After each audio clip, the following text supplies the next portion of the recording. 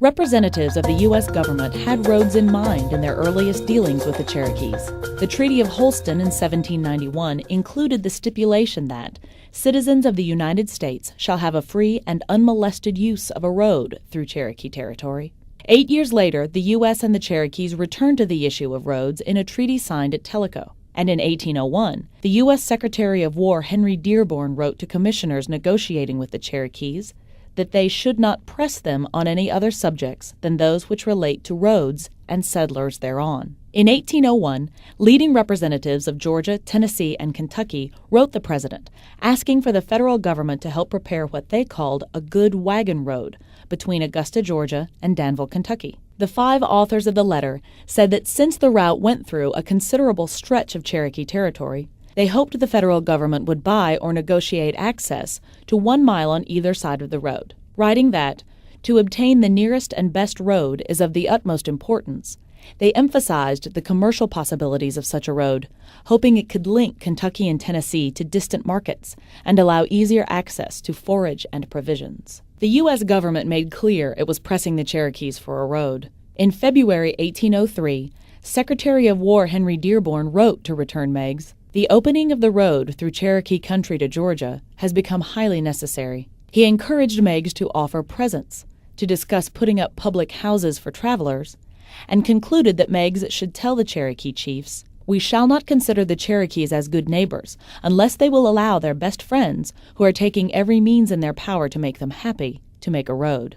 Early U.S. policy toward the Indians wanted them to settle on land and farm. The first U.S. treaty with the Cherokee in 1791 promised to supply Cherokees with farm implements so that the Cherokee nation may be led to a greater degree of civilization and to become herdsmen and cultivators instead of remaining a state of hunters. Political leaders like Thomas Jefferson believed that a migratory lifestyle of hunting was uncivilized and, not coincidentally, got in the way of U.S. citizens who were interested in farming and planting. In 1805, Thomas Jefferson said in a message to Congress that our Indian neighbors are becoming sensible that the earth yields subsistence with less labor and more certainty than the forest.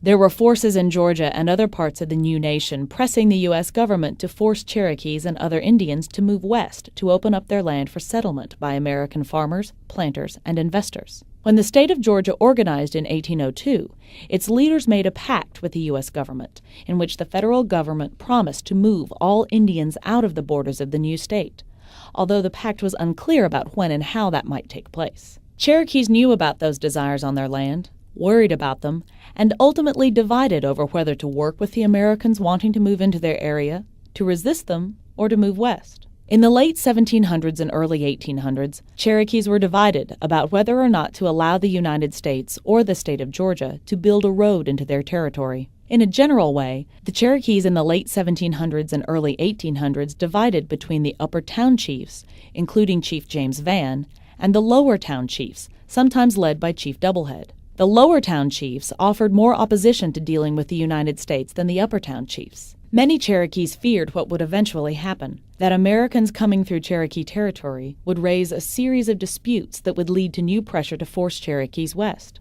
Especially, they feared that Americans wanting to pass through Cherokee land would soon want to own that land, and they rightly feared that the governments of Georgia and the U.S. would support them.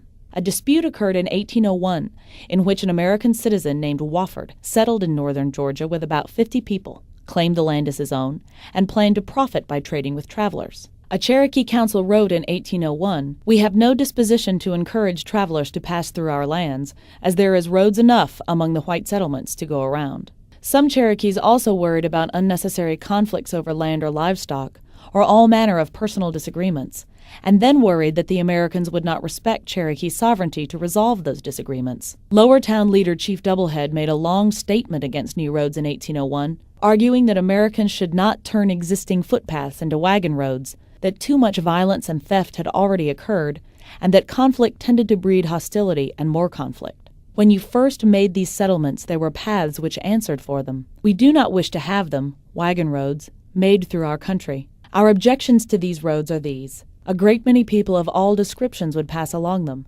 and that would happen which has recently happened, and you would labor under the same difficulties as you do now. On the other hand, many of the Upper Town Cherokees, like James Vann, supported building a road for the Americans because they believed that since the Americans were coming, they should try to make the best deal they could. Specifically, many Cherokees wanted to benefit from a road through their territory by having rights to ferries, hotels, saloons and stores, and by charging tolls for foreign travelers. U.S. negotiators used the potential profits of dealing with travelers as an important part of their negotiations. Although the U.S. government hoped to keep ferry money for American interests, Commissioner to the Indians Return J. Meigs wrote to the Secretary of War in 1805 that the Cherokees kept their right to benefit by charging travelers.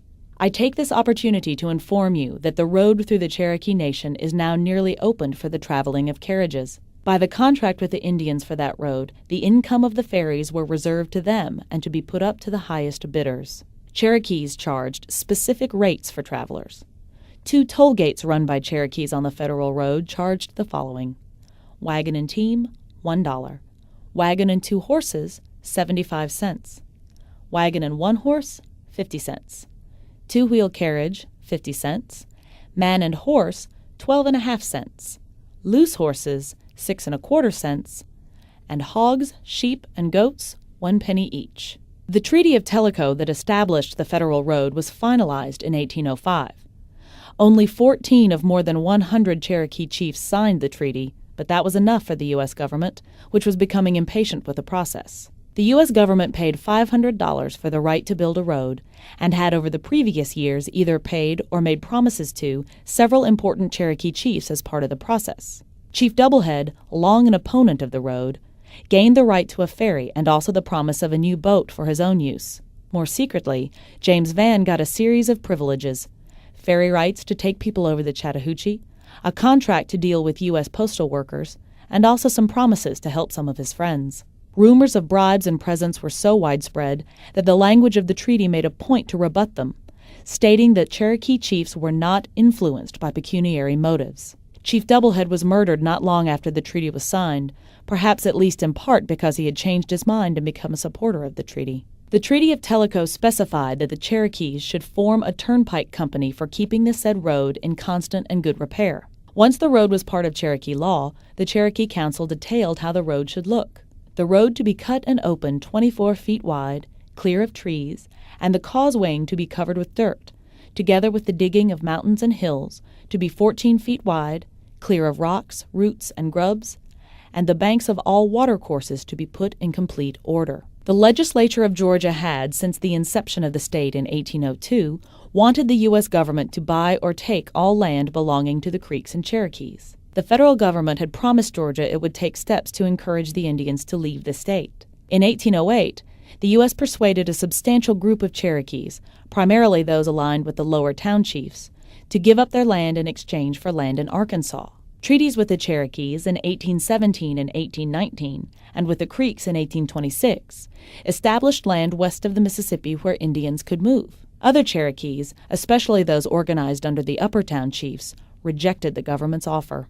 It is important to note that in 1808, when a council of chiefs, including Major Ridge, left to negotiate about the issue with officials in Washington, D.C., he left Georgia by traveling the Federal Road. Many Cherokees remained in Georgia in the 1820s and 1830s, and in fact many had made a number of the changes the U.S. government had encouraged: English language, Christianity, more farming rather than hunting.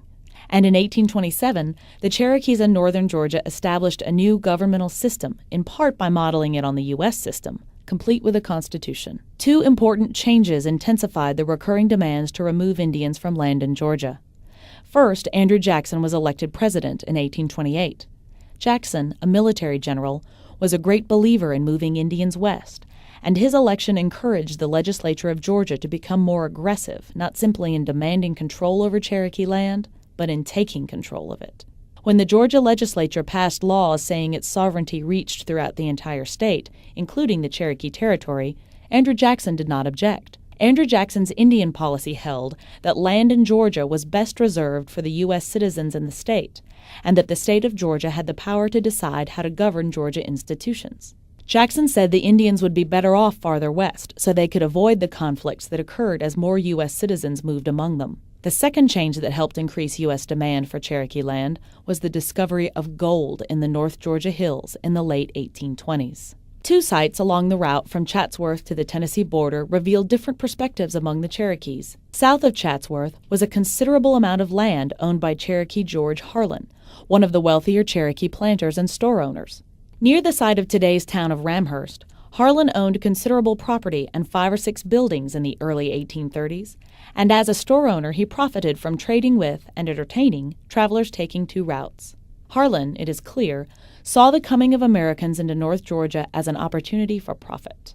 Farther to the north, a second Cherokee perspective, far more troubled, becomes clear. The family of David and Delilah McNair printed the following inscription on the slab that covers the graves of their parents. Sacred to the memory of David and Delilah McNair, who departed this life, the former on the 15th of August 1836, the latter on the 31 of November 1838. Their children being natives of the Cherokee Nation, and having to go with their people to the west, leave this monument not only to tell their regard for their parents, but to guard their sacred ashes against the unhallowed intrusion of the white man. Please pause this audio tour until you return to the intersection south of Ramhurst, where a highway sign of 72-282 marks the fork in the federal road. Start the CD again as you head south on 72-282.